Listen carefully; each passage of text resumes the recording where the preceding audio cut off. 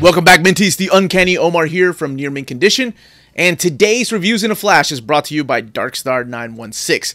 I'm going to be talking about the Gypsy Omnibus by Inside Comics. The retail of this book, this hardcover, is $60, but there is a sale right now on Amazon, and I will leave that in the descriptions. Also, these reviews, as always, are spoiler-free. And as I mentioned, this hardcover is published by Inside Comics. It is written by Thierry Smolderen. I hope I am saying that guy's name right. And drawn by Enrico Marini. Pretty sure I got that one down. How do I describe this fun fucking book? Man, this was so fun to read. I read this in the span of a day. I could not put it down. I fell in love with some of the artwork that I had seen previously, and honestly, it's one of those books that I forgot about, so that's why I'm doing this video, so you all don't forget about it, and you remember to purchase it, or, you know, look at it.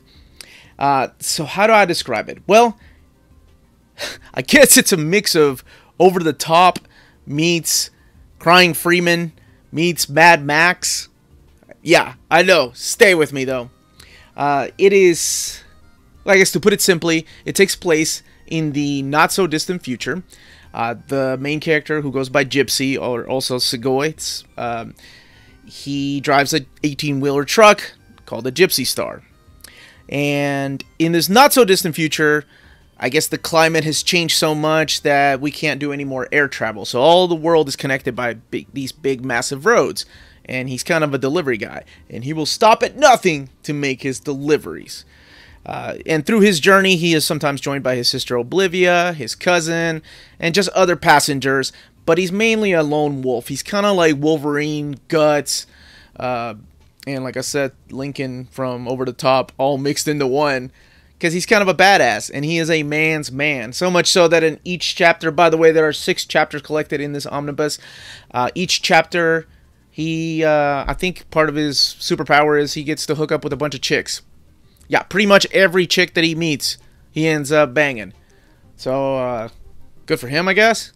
But, yeah, it's definitely a man's man story. Lots of violence, lots of action. I'm going to talk about the art because that is mainly what is the draw to this.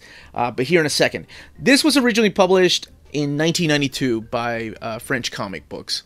And it was brought over here in America by Heavy Metal Magazine. And throughout the years, they've done like small little collections. As a matter of fact, Dan Panosian does an intro here talking about how he searched for these.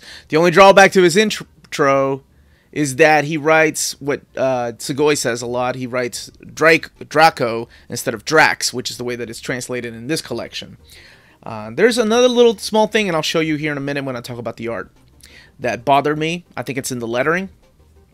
But yeah, this was a great book. So let's look at the artwork. Okay, the first thing I want to point out is this beautiful slipcase by Inside Comics.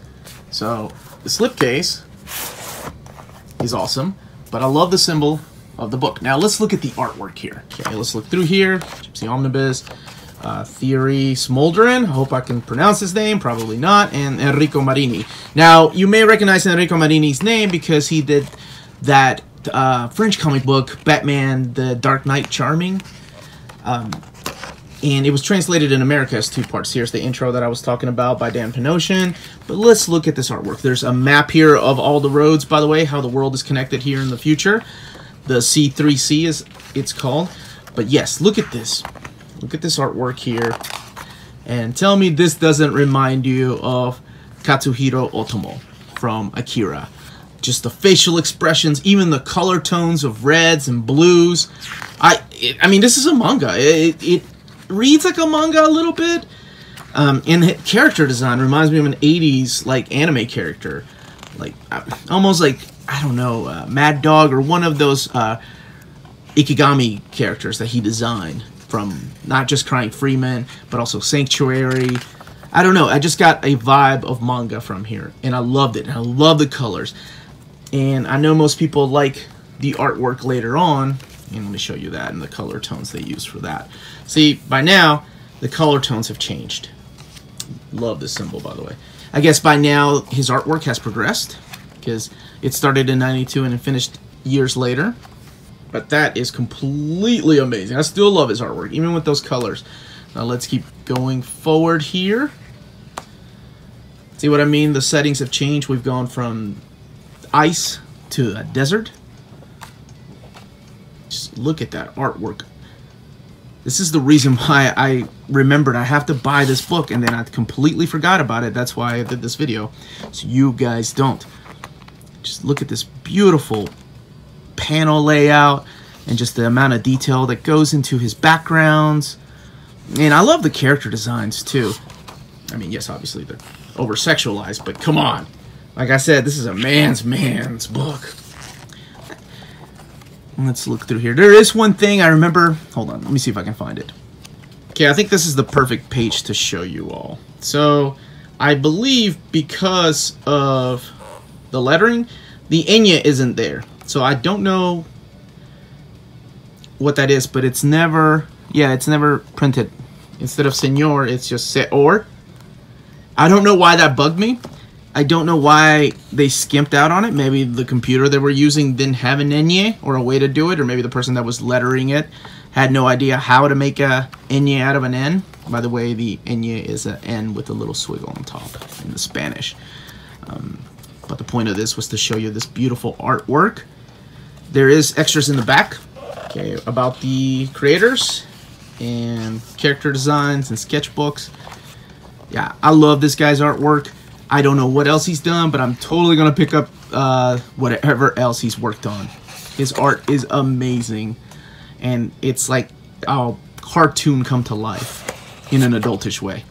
Now that I've got your attention with that artwork, you want to buy it, right? Because freaking awesome. You could see his borrowing elements early on from Katsuhiro Otomo from Akira's fame, and then he just kind of became his own beast. So how to rate this book? Yes, it's not the most thought-provoking book, but sometimes I need a book like that. Sometimes I need an adventure and just non-stop driving through this futuristic world where the climate changes from just Arctic to desert to jungle. I loved it. Honestly, the kid in me was like, oh, this is a 5 out of 5 book. But realistically speaking, this is probably a 4.5 out of 5 book. And man, so yeah, 4.5 out of 5. I'm sticking with that. I couldn't put it down. It's the kind of comic that I enjoy. For a big, thick omnibus like this, I think it's completely worth it. So check it out. Again, this was the Uncanny Omar. Thank you very much for watching. Don't forget to check out our other segments here on the channel. And don't forget, tomorrow I will be announcing the winners, or I'm sorry, the 2 covers from the Incredible Hulk Omnibus when I do my upcoming June collected editions video. We have t-shirts for sale. I'll leave the link in the description. And we also have a Patreon if you enjoy our content and want to support our channel. That'd be awesome. And remember, if it's classy... No, you know what? No, don't remember that. Not yet. I forget. I'm always reminded by this to do this. Don't forget to check us out on Facebook and Instagram and Twitter, by the way. We also announce things through there. So that's at NearMintCon. So remember that. Now, remember, if it's classy and cool... Shit! Wait, no! Hit that like and subscribe button. I suck at this. This is why I have to have a co-host. Now, if it's classy and cool, it must be near mint.